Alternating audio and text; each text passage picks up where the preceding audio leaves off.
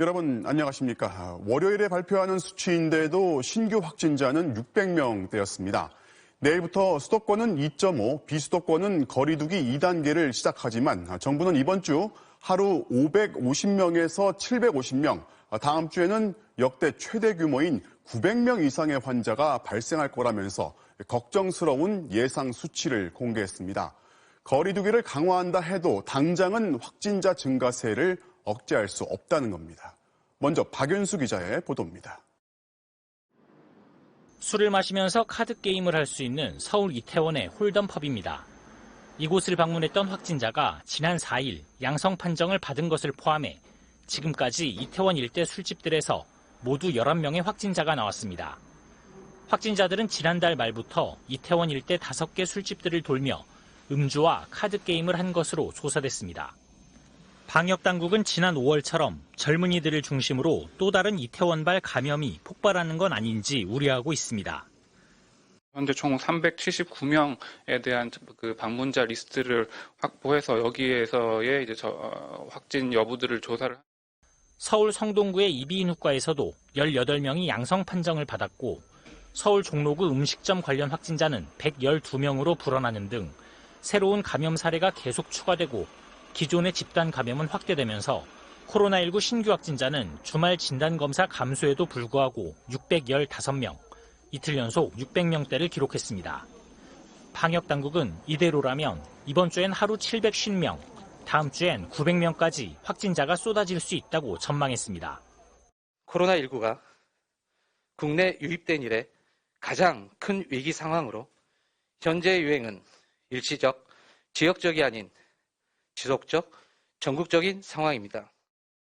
문제는 거리 두기 단계를 계속 격상해 왔는데도 불구하고 확진자 수가 늘고 있다는 겁니다.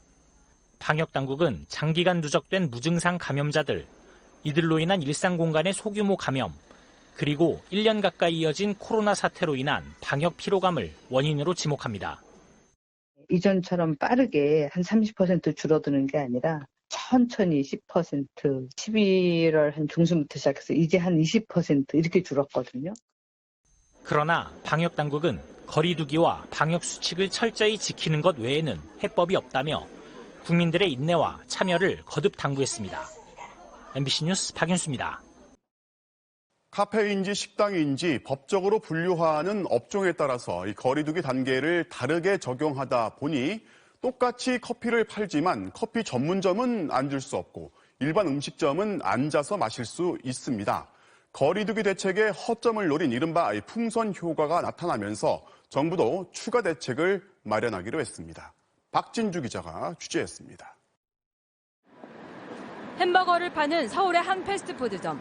매장 안이 텅 빈 인근 카페와 달리 빈자리가 없을 정도로 손님들이 가득합니다. 이곳에선 매장 안에서 커피 같은 음료를 마실 수 있기 때문에 사람들이 몰리는 겁니다. 앉아서 드시려면 식사류 같은 거 시키는 게 가능하신데요. 20-30분 정도면 괜찮은 것 같은데. 식사가 가능한 브런치 카페도 마찬가지. 카페와 크게 다르지 않지만 일반 음식점으로 등록돼 있어 앉아서 이야기하는 사람들이 많습니다.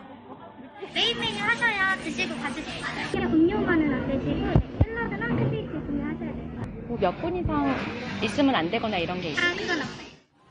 인근의 푸드코트. 손님들은 다닥다닥 붙어 앉아 음료를 마시며 대화를 나눕니다. 커피 전문점에서 음료를 산 뒤 푸드코트 테이블에 앉아 마십니다.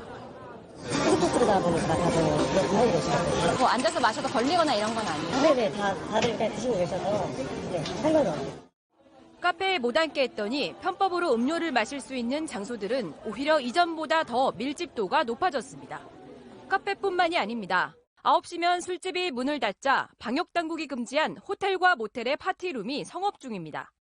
노래방 혹시 이용하실 건가요? 2만 원 추가돼서요. 27만 원.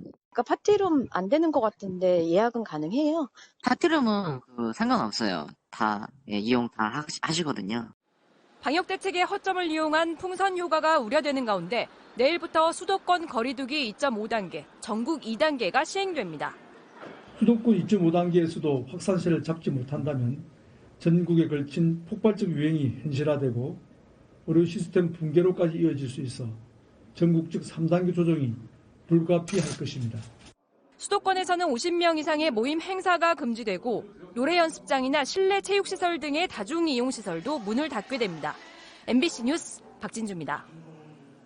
반가운 소식도 있습니다. 아직 임상시험이 끝나지는 않았지만 국산 혈장치료제를 투약한 환자가 처음으로 완치 판정을 받았습니다. 또 정부가 내일 지금까지 확보한 예방 백신 상황을 발표할 예정입니다. 박선아 기자가 보도합니다. 지난 9월 경북의 한 70대 남성이 코로나19 확진 판정을 받았습니다. 중증 치료에 쓰는 렘데시비르와 덱사메타손을 투약했지만 차도가 없었고 인공호흡기가 필요한 상황으로 악화됐습니다. 칠곡 경북대병원 의료진은 지난 10월 국내 제약사가 개발한 혈장치료제를 이 환자에게 투약했습니다. 아직 임상시험이 안 끝났지만 식약처가 치료 목적 사용 승인을 해준 겁니다. 지금 갖고 있는 중증도가 크고 현재 다른 어떤 치료를 했음에도 불구하고 사용할 수 있는 약이 없을 때 사용 신청하고 거기에 따라서 승인하고 있습니다. 혈장치료제 10g을 한 번 투약한 이후 20여일 동안 환자의 상태는 꾸준히 호전됐고 결국 지난달 18일엔 음성 판정을 받았습니다. 현재 13명의 환자가 같은 혈장치료제를 투약받고 있습니다.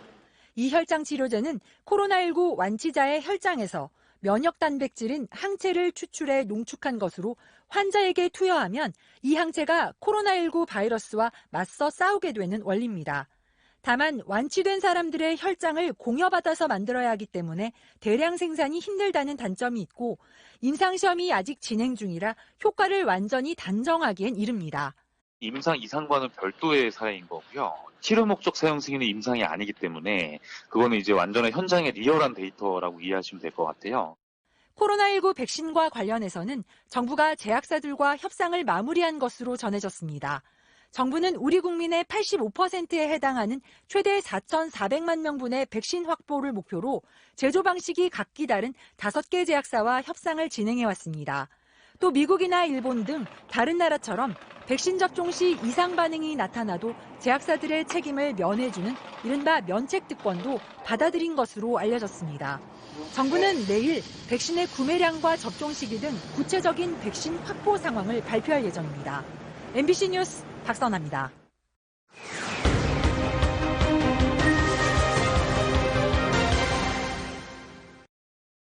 제보는 MBC입니다. 수도권의 강력한 거리 두기를 비웃기라도 하듯 매주 금요일마다 마스크를 찾아보기 힘든 파티가 열리고 있다는 제보가 들어왔습니다.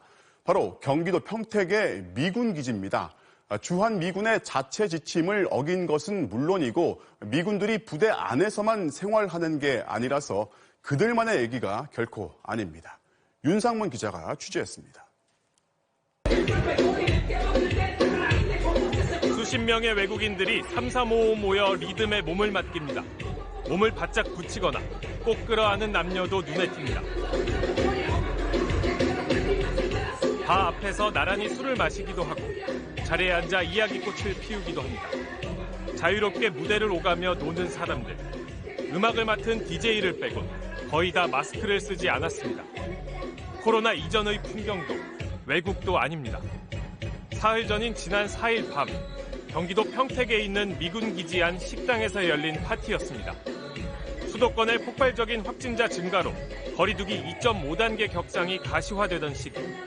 행사 이름 그대로 축제의 밤은 뜨거운 분위기 속에서 밤늦게까지 이어졌습니다.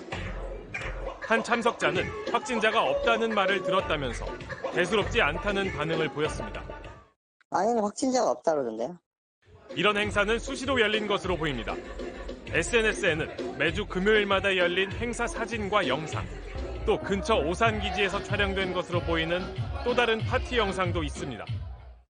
엄청 코로나에 굉장히 조심하고 근데 그렇게 대규모 인원이 모여가지고 마스크 쓴 사람이 한 명도 없이 그렇게 파티를 열었다는 것 자체가 너무 황당하고. 밀폐된 공간에서 진행된 파티는 미군이 자체적으로 마련한 방역 수칙에도 위배됩니다.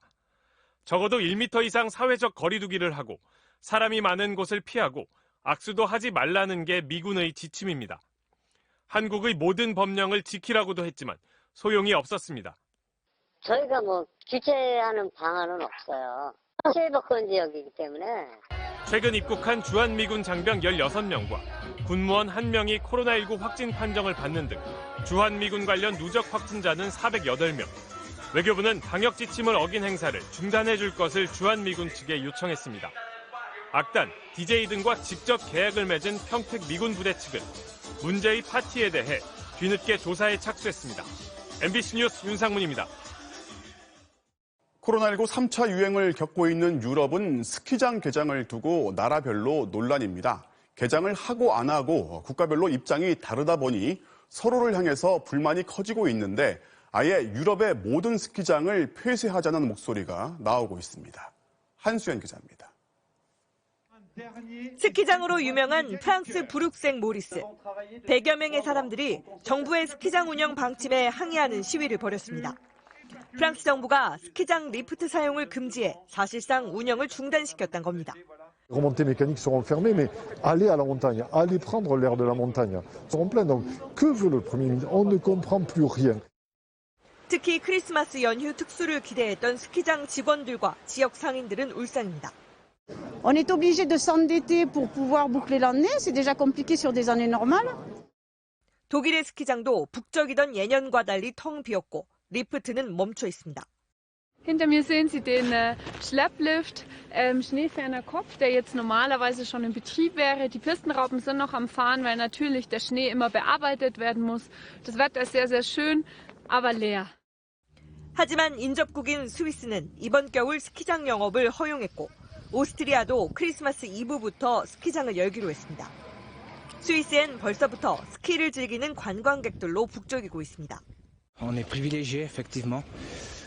Après, on verra par la suite si, espérons qu'on ne va pas de nouveau refermer, être de nouveau confiné en février, janvier-février ou mars.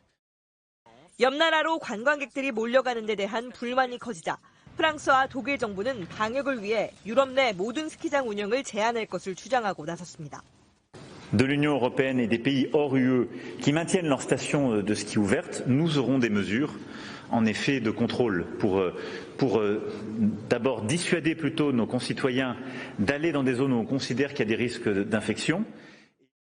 결국 오스트리아는 스키장은 개방하되 내년 1월 6일까지 호텔과 식당 운영을 금지하고 발병률이 높은 국가에서 온 관광객은 격리하기로 했습니다.